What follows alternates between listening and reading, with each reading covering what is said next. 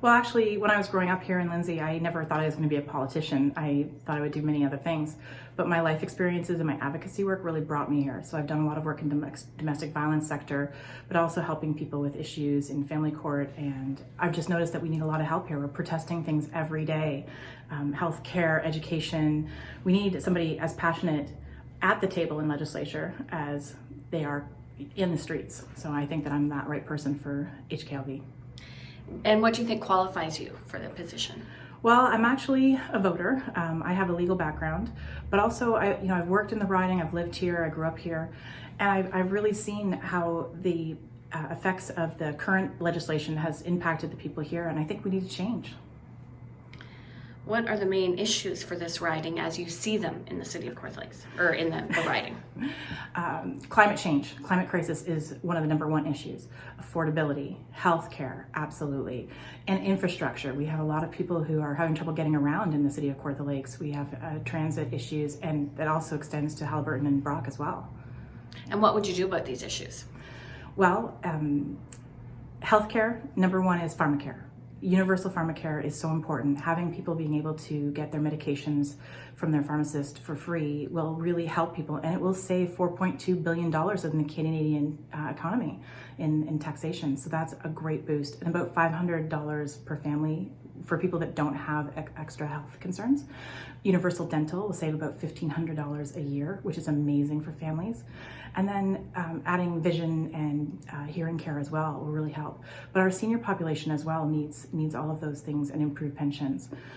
For travel, transferring to a green economy, getting out of fossil fuels. We have to stop subsidizing the gas and oil markets and transfer to a green economy, and that means green transit, electric cars, electric public transportation, and eventually free public transport would be a really great boon in this area. Our riding has so much poverty here, and people have barriers to access to basic services, so we have to keep working on that. And housing. Housing is a big issue in this riding. We need 2,700 new units right now. So NDP has a program for getting shovels in the ground faster by working with developers and getting shovels in the ground, developing units within the first year, but 500,000 new units across Canada within the first 10 years. And that will actually eradicate homelessness in our country. Hi, welcome to the Old Jail Museum. This is a county jail from 1863 that's been converted into a modern museum for Victoria County, the history of our county and the people who lived here. So we have an exhibit going on right now until the election called Their Votes Counted, and it's about the women getting the vote. So first the nursing sisters in 1917, and later women across Canada in 1919. So it's a 100-year anniversary of the women's vote in Canada. So you can come in and see a whole flow chart of how you would be allowed to vote or not vote, and then you can cast whether you would be allowed to vote or not. So men and women both. And it has a local context that it started with the nursing sisters, and we have had nursing sisters in our area serve in the wars, and we have a whole section, an exhibit on them upstairs in our museum, and it talks about both the local level and the national level. Where do you stand on the issue of guns? Absolutely stringent background checks and licensing, but also looking at the root causes. Why do we have so much gun violence in Canada right now? It's not about assault weapons, it's about domestic violence. So I think that there should be increased screening for domestic violence backgrounds. Right now we don't have that. That's a personal issue for me to fight for. But I also think we have to look at poverty and people with mental health issues that need supports. We should be looking at this from a fundamental core support issue rather than criminalization. But on the criminalization side, for people who commit crimes with guns, we should have stronger, more intense penalties so that they're not having the revolving door in and out of jail, and make sure that the guns get taken away. What about abortion? 100% should be publicly funded and available to every woman in Canada that wants one. It's my body, my choice, and we need to do that. But we also should be doing more education and making sure that Planned Parenthood is well funded, making sure that people have access to birth control, and part of pharmacare is birth control. Let's face it, people sometimes just can't afford it, or they get caught that it didn't work. So, they should have the choice. It should be about choice. What about pipelines?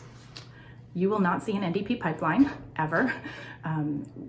we are not going to subsidize oil and gas. We will get off of fossil fuels. We will transition the families, the workers that work in those industries, so that they are not left behind. So they are retrained into the new industry, but also offer transition funding, so no family is harmed by that transfer over to the green economy. You will not see bailouts for big oil and gas. Those monies will go to support core foundational programs like pharmacare and housing and education and all of our healthcare needs and infrastructure.